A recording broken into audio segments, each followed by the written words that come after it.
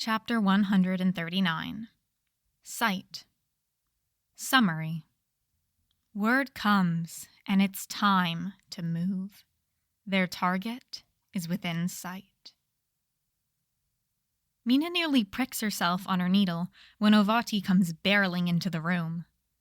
The crew had been resting in the room aboard the Salavia, doing their best to relax. It had been hard ever since they got word that the Glockaburi were acting unusually.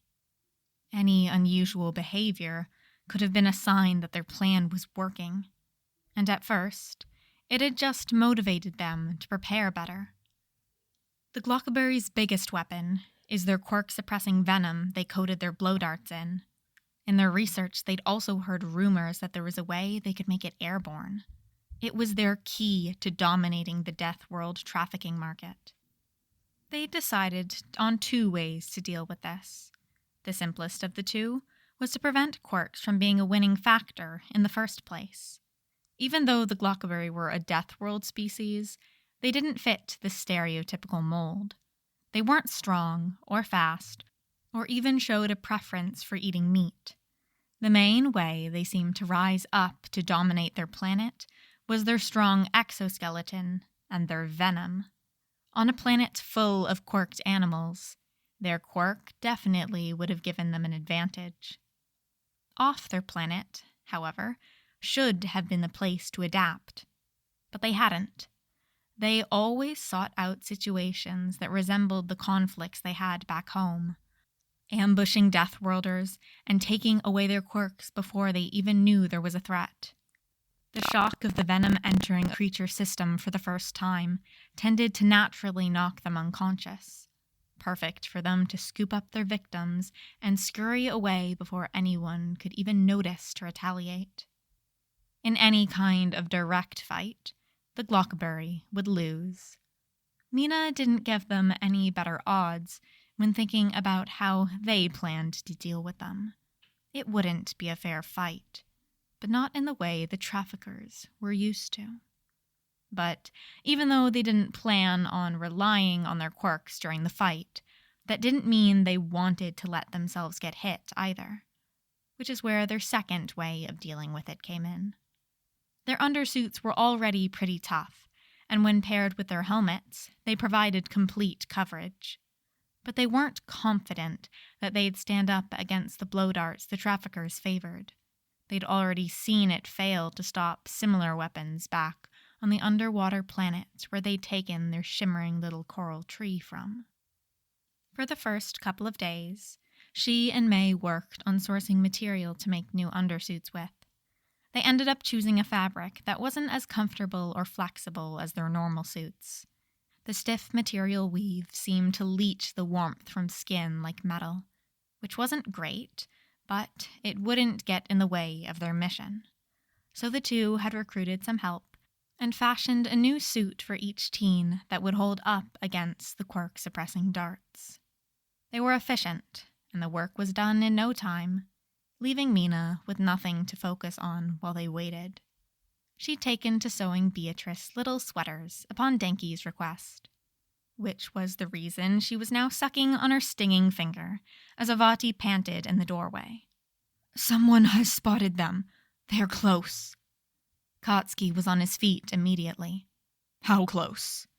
"A day, by best estimate." "Let's go," Katsuki said, though he didn't really need to. Mina was already on her feet, trading her needle and thread for a grip on her bag strap. Everything they needed was already packed away on the kiddo, but she figured she'd need something to occupy herself with on the way to the Glockaburi. After too many more hours of making bee clothes, Mina's not sure what to do. Her gaze is set outside the ship's window, on the vast expanse of black ahead that's hopelessly speckled with faint stars and distant planets. Her fingers mindlessly trace the seam of her new suit for the 100th time, searching for any imperfection. Sleep would probably be the best use of her time, but everyone knows it's something they won't be getting. Katsuki and Ochako are off in the gym, using the activity to banish any unhelpful thoughts that might try to pop up. Denki is slumped over in the nest, playing with Beatrice, with only half his attention on this plane of reality.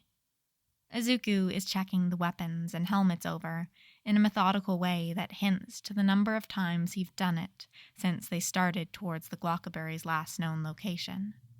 Mei is more excited than anxious, running energetically through her notes and theories in preparation for getting her hands on the warp drive. There is a chance that the Glockaberry their allies had spotted aren't the ones that took them.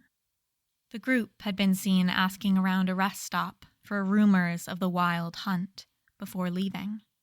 The guild ship that had spotted them managed to get a lock on the direction they went well enough to narrow down their possible hideouts to one of the moons orbiting the system's largest gas giant. They didn't see much of the actual ship, but it wouldn't have mattered if they did.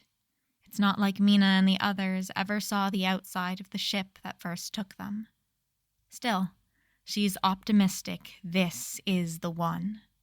She's spent hours combing through data online regarding the Glockaberry, as well as fishing for any gossip she could whenever planetside.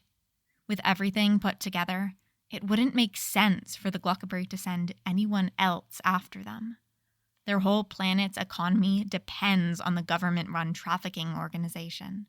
It's practically their main export, if you could call it that.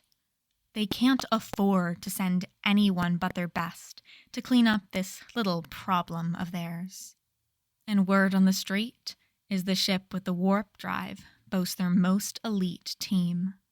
The kind one would send on a mission to the infamous Terra. Mina thinks that beating their elite team into the ground without breaking a sweat can't come soon enough, both for the satisfaction of finally confronting the ones who uprooted their lives and changed them forever, and putting an end to days of travel to get anywhere. A chime from the communication console pulls Mina's gaze off hazy planets. Mei pops up from her spot at the kitchen counter and scurries over to check what was sent. After barely a moment, she's dismissing the message and returning to her work spot. "What was it?" Denki asks, mouth peeking out from where he's cuddled up in Beatrice's fluff. "Just Mina's not brother checking in," Mei dismisses. "Does anyone actually remember his name?" Izuku wonders aloud. Mei simply shrugs, settling back into her seat. "I sent him an all clear." And with that, she's lost to her work once again. Mina knows some of their allies were worried about them going off on their own to face the Glockaberry. Worried in the way she might expect Aizawa-sensei to be. Not because they don't believe their crew is capable of handling it, but because they believe they shouldn't have to. It's a nice thought, but it isn't what they need. This is something that they need to confront on their own. Not alone. They know help is waiting for them if they need it. But they have something to prove to themselves. Prove that the monsters lurking in the dark halls of not too long ago memory aren't as scary as the shadows make them seem. In the light of passing stars, she lets herself fall back into her thoughts as her eyes focus off into the distance. Though she finds that when she tries to regain the pattern she had been running over her suit's seams, she can't quite get it right. So instead, she switches to flipping her knives between her hands. Up and down, the silver glints in the light of burning stars, drawing closer, yet drifting ever further behind them.